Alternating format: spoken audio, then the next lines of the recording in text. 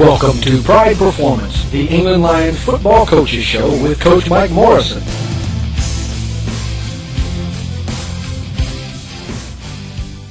Well, Coach, a tough game last night. Again, we saw some of the things we touched on earlier in some previous shows about the kids getting down after the initial touchdown and their inability to overcome that basic concept of, well, there's that and let's just wrap it up. Right. Being a young team and having a group of 10th graders who did so well last year, being down in a football game is a new concept to them. Last year they played Valonia in the first game of the season. They got down a bunch, and they made a comeback, made it a 30-20 ball game that first game of the year. This year, it's the same as I've seen on film before I got here. We had this problem a little bit last year, and then we learned to break out of it probably at about this time last year, where another team would score a touchdown. It's just a one-possession ball game. But heads go down. Basically, the kid adversity is a tough thing to overcome here. Mm-hmm. They don't do a very good job of keeping their heads up, pulling each other out of the hole, and coming back and fighting even harder. It's something that really needs to work on. Something something you can't teach overnight. They've got to learn how to do it on their own.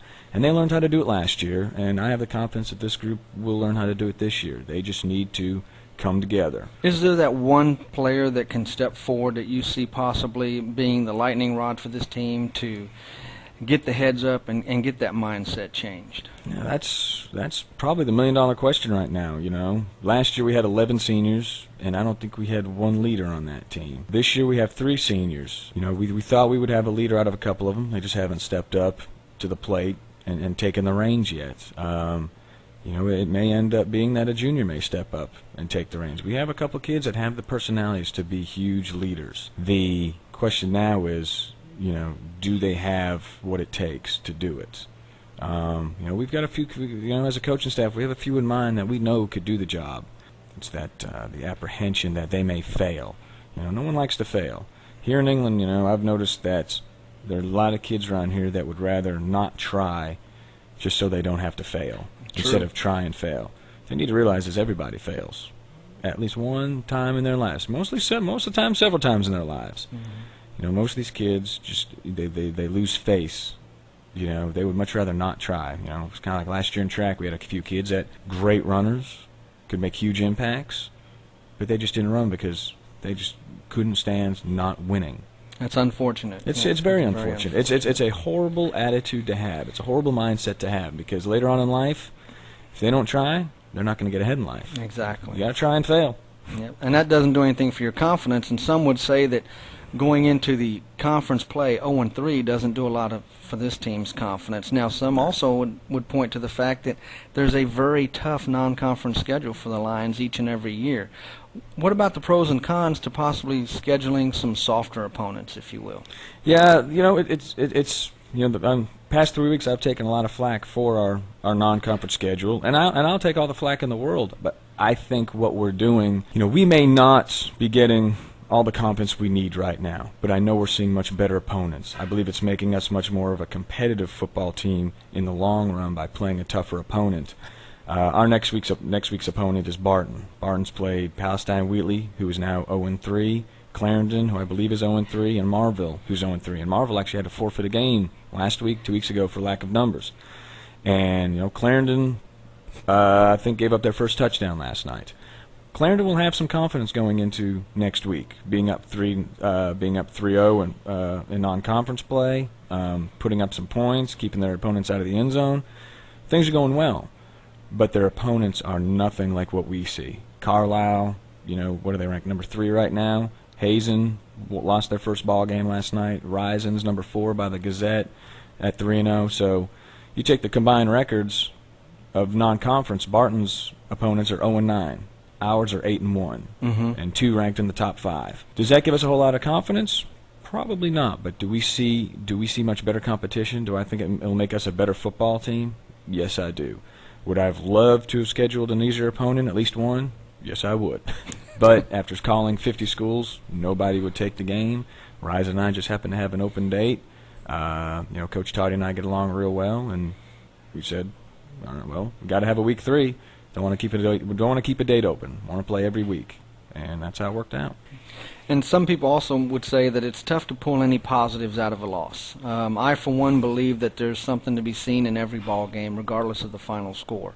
What are some of the improvements from last night's contest? We changed the offense. We still kind of run the same base plays. We just change formations, get some extra blockers, give the quarterback a little more time. And when we first came out, wasn't working, weren't blocking very well. Second series, third series, had a hard time moving the ball. We saw it move a little bit. We moved the ball a little bit. We just weren't getting the first downs we needed. Second quarter, opened up a drive, ended up in 8 points. That was a huge positive. Derek Davis ran the offense well down the field. We had great blocks. I told these kids, when you work together as a team and this offense clicks, it works. It's exciting to watch. We move the ball. We ate up a lot of clock on that drive. We ate up a lot of clock in the fourth quarter, keeping the ball that entire time. There were a lot of positives. Matt Russell caught a touchdown pass for 4 yards. Derek Davis was 12 rushes for 83 yards with a touchdown. We converted on both 2-point conversions, which is something that huge England rarely does. Very huge. We barely get the kick. We barely get the 2 points. So getting the 16 points off the 2 scores, that's huge for us. Ricky Ryan did a great job on kickoff returns. He had I believe over 50 yards in returns. On kickoff return. And, the positives in the second half, after such a first half letdown, the kids kept their heads up. The kids kept playing. The kids kept fighting. And that's a huge thing. Any team can just sit on the bench and watch and point fingers and blame. And we started to have that in the second quarter. We sat them down at halftime, told them how it is. They came back out, and they proved to us that they can compete. And I think they proved to themselves. And going into conference, I think that's a big thing, especially getting that last touchdown that fourth quarter with such efficiency that we did, moving the ball down the field and actually scoring on fourth from the 3 or 4 yard line. I think it will be a huge boost to their confidence. Turnovers, muff plays, missed assignments, penalties, those can all be just so huge to overcome. Mental mistakes. Mental mistakes are still our biggest problem. I was talking to the head coach at Robinson last night, and they turned the ball over 7 times. Wow. I was like, Coach, you beat me by 1. We had 6. 2 fumbles on the kickoffs. Many of these fumbles, I want to say 5 of them, 5 of the turnovers, nobody touched our player. Mm-hmm. They dropped the ball. It wasn't anything that the other opponent did. They didn't strip the ball. They didn't put the helmet on the ball. We just flat out dropped it. It's mental mistakes. It's fear. They need to learn to relax. They need to just tuck the ball away. We call a fair catch, and we drop it. Yeah, we just let them score. They're kicking off to us. We're trying to get some confidence, move the ball down the field, and we can't even get the ball back. Frustrating, extremely. And it's something we're going to work on. We're going to have TJ throw that ball up 70 yards in the air, and everyone's going to come down and learn how to fair catch a ball, because you can't start an offensive drive if you can't take care of the kickoff. So 6 turnovers. That kills you. 3 turnovers, you shouldn't win a ball game.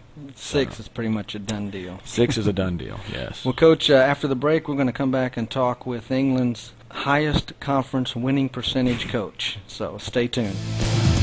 You're listening to Pride Performance with Coach Mike Morrison.